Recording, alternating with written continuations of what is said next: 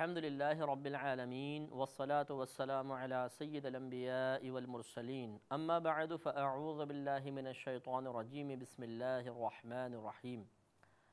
الحمدللہ سورہ طٰہٰ کی آخری آیت کی ہم نے تفسیر پچھلے پروگرام میں عرض کی تھی، آیت نمبر 135 اس کی آخری آیت تھی۔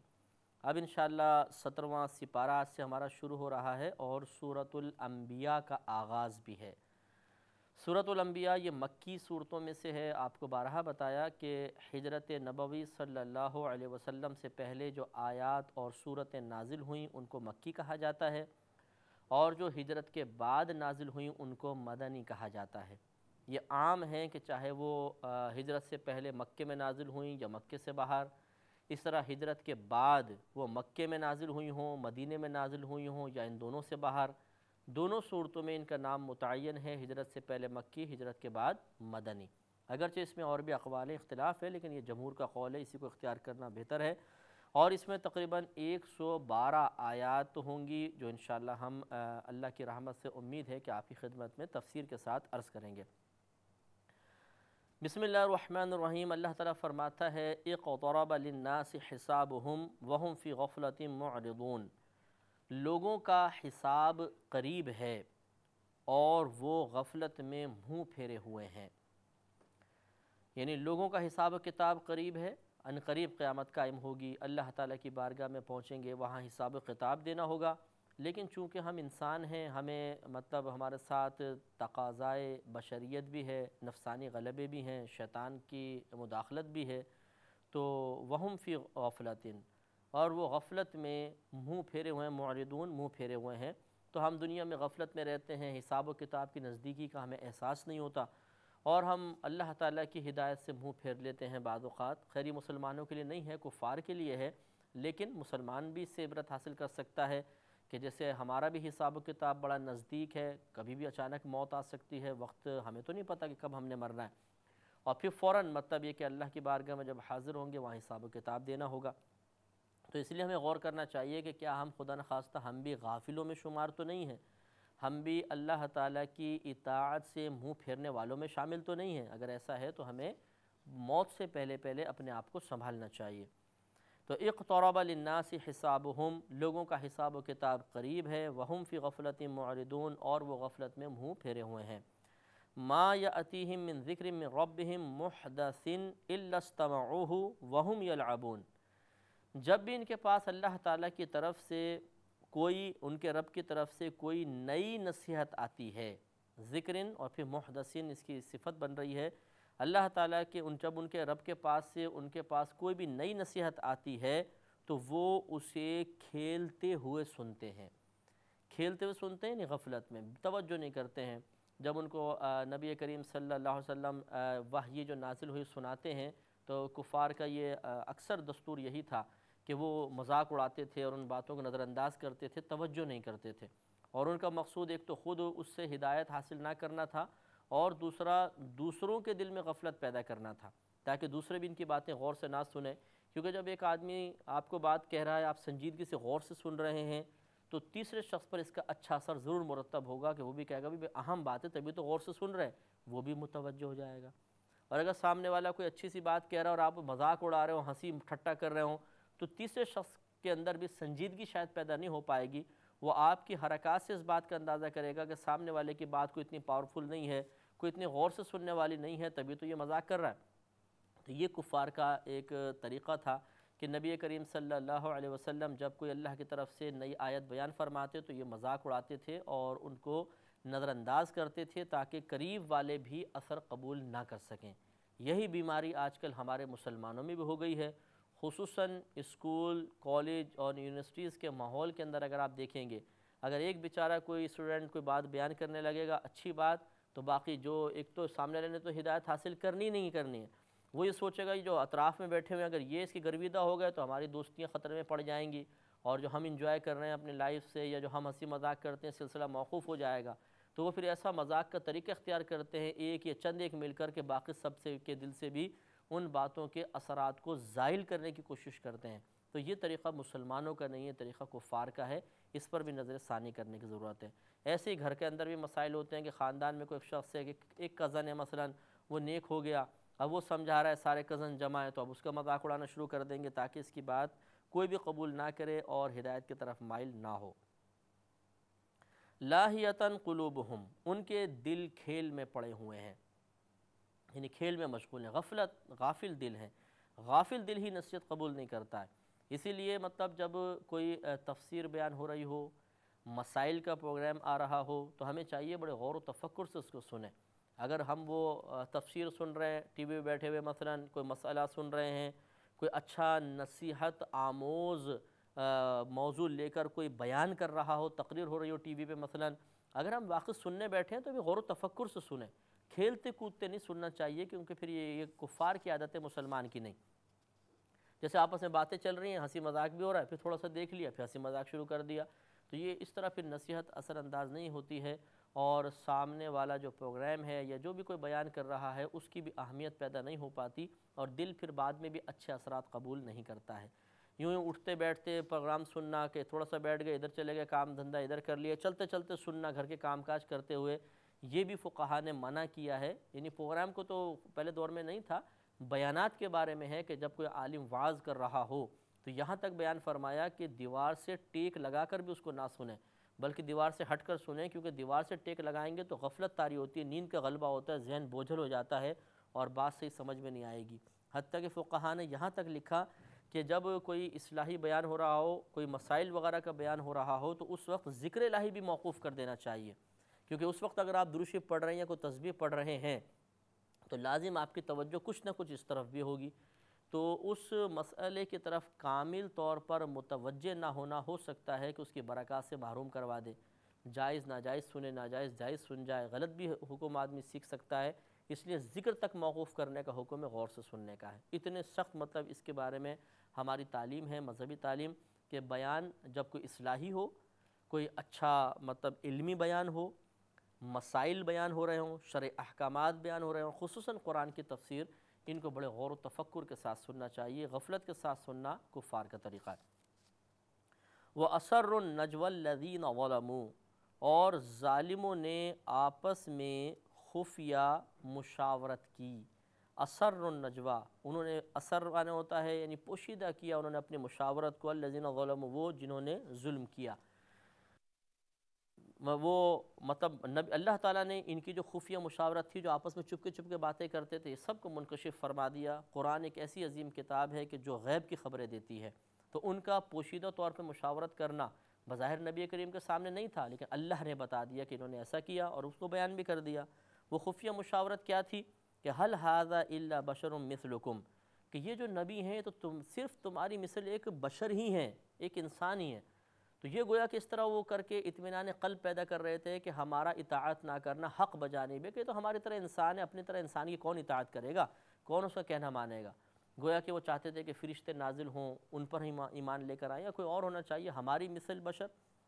تو یہ یاد رکھیں کہ قرآن کی جا بجا آیات سے ثابت ہے، اور یہ عقیدہ مسلمہ ہے کہ تمام انبیاء علیہ السلام لباس بشریت میں تشریف لائے، تمام کے تمام بشر تھے۔ اگر کوئی نبی کی بشریت کا انکار کر دے تو کافر ہو جائے گا۔ تمام انبیاء علیہ السلام بشر تھے، ہمارے نبی بھی بشر ہیں، اور بشریت، لیکن ان کی بشریت ایسی تھی کہ جو ہماری بشریت سے کامل ہے، اکمل ہے۔ ہم بھی بشر ہیں، وہ بھی بشر ہیں، لیکن بشر بشر میں فرق ہوتا ہے۔ ان کی بشریت کامل ترین، ہماری بشریت میں نقص ہے، ناقص بشریت ہے، لہذا وہ ہماری مثل اس انداز سے نہیں ہے کہ جیسا مطلب گمان ہم یوں کریں کہ جی وہ بھی کھاتے پیتے ہیں، ہم بھی کھاتے پیتے ہیں، اور وہ بھی انہوں نے بھی شادی کی، ہم نے بھی شادی کی، وہ تجارت کرتے ہیں، ہم بھی کرتے ہیں، تو ہماری طرح ہو گئے۔ نہیں، یہ بظاہر اعمال میں مماثلت آپ کو نظر آئے گی، لیکن ان کا ہر عمل ہمارے عمل سے افضل اور اعلیٰ ہے، ان کی بشریت کامل اور اعلیٰ ہے۔ چنانچہ نبی بشر تو ہیں، لیکن اگر ان کی بشریت کو بنظر حقارت کے ساتھ دیکھا جائے، توہیناً اس کا تذکرہ کیا جائے، تو اب نبی کو توہیناً بشر کہنا کفر ہو جائے گا۔ تو نبی بشر ہیں، نبی کو بشر تسلیم کرنا فرض، نبی کو بشر کہنا جائز، کہ وہ بشر ہیں، لیکن اگر آپ انداز تھوڑا بدل لیں گے، تحقیری انداز کر لیں گے، تو پھر یہ کفر تک جا پہنچے گا۔ جیسے انہوں نے کیا کہ کیا ہے وہ ہماری طرح بشری تو ہے، تو نبی کریم کے بشریت کو معمولی سمجھ کے کہا، یہ کفر تھا۔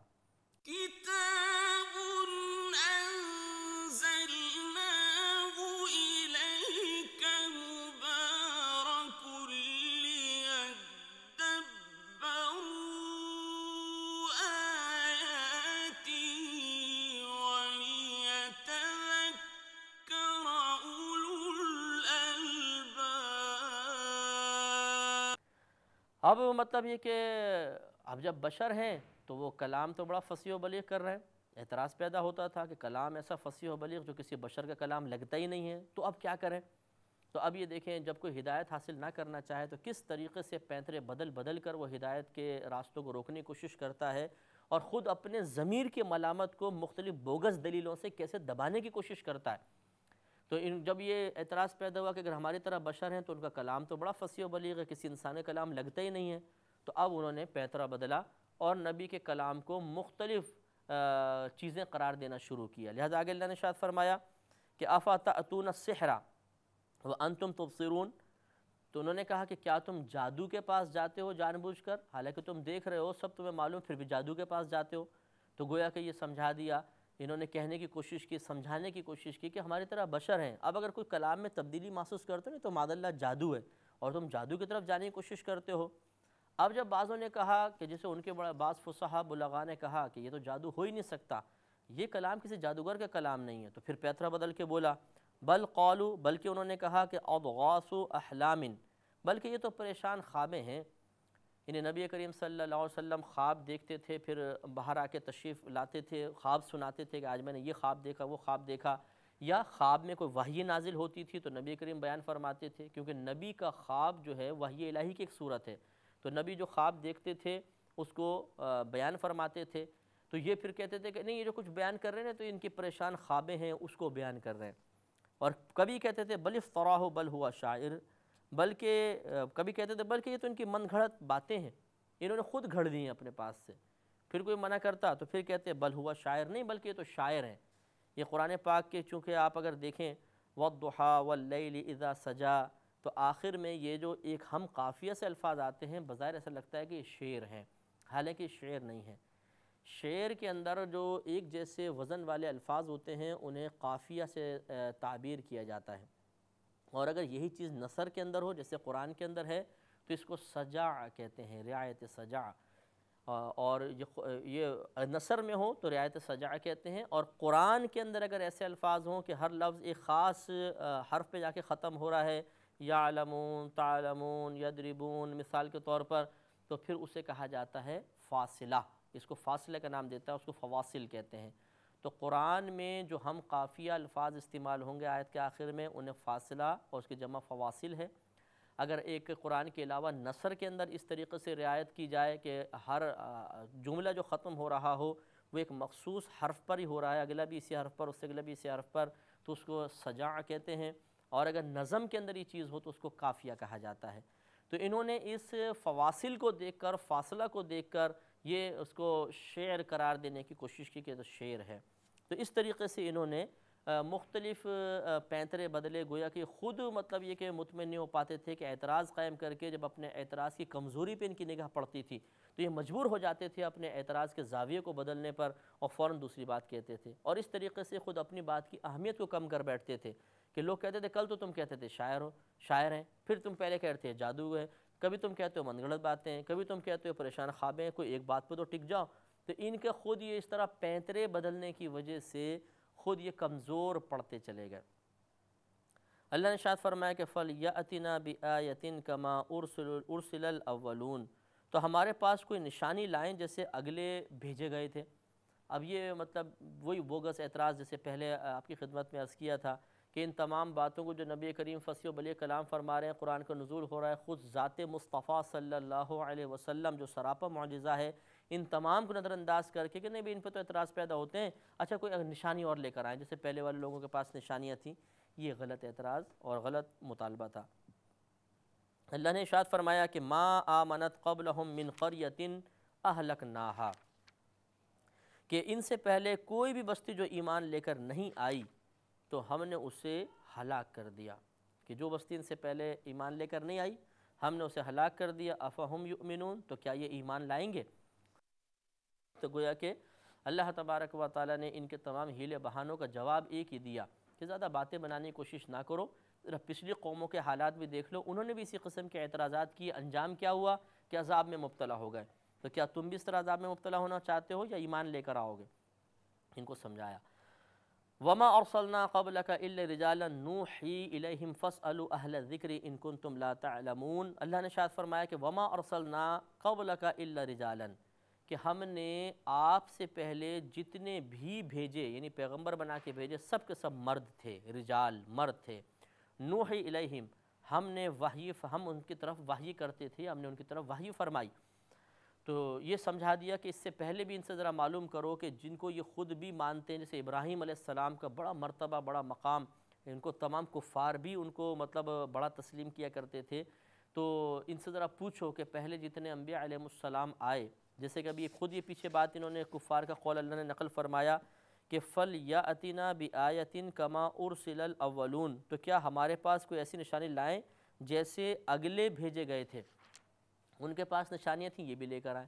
تو گویا کہ اگلوں کو مان رہے ہیں، ان کی نشانیوں کو تسلیم کر رہے ہیں۔ تو اللہ تعالیٰ نے فرمایا کہ اب اگلوں پہ ذرا غور کر لو کہ وہ سب کے سب کون تھے، سب کے سب نبی، جتنے بھی نبی اور رسول تھے سب کے سب مرد تھے، اور ہم نے ان کی طرف وحی فرمائی۔ تو اب یہ مطالبہ کرنا کہ جی یہ مرد کیوں ہیں اور یہ ایک بشر ہماری طرح بشر ہے، ہم ان پہ ایمان لے کر نہیں آئیں گے، یہ ایک غلط اور نامناسب رویہ ہے۔ جب ایک بات کو تم سابقہ ادوار میں کسی کے لیے درست تسلیم کر رہے ہو تو اپنے اس دور میں ایک کے لیے کیوں نہیں تسلیم کر سکتے ہو؟ اللہ تعالیٰ نے اس کی نشاندہی فرمائی۔ تو وما ارسلنا قبلک الا رجالا، اور نہیں بھیجا ہم نے آپ سے پہلے مگر صرف مردوں کو، سوا مردوں کے کسی کو نہیں بھیجا۔ نوحی الیہم، ہم وحی فرماتے تھے ان کی طرف۔ فاسألوا اہل الذکر ان کنتم لا تعلمون، تو تم اہل علم سے سوال کرو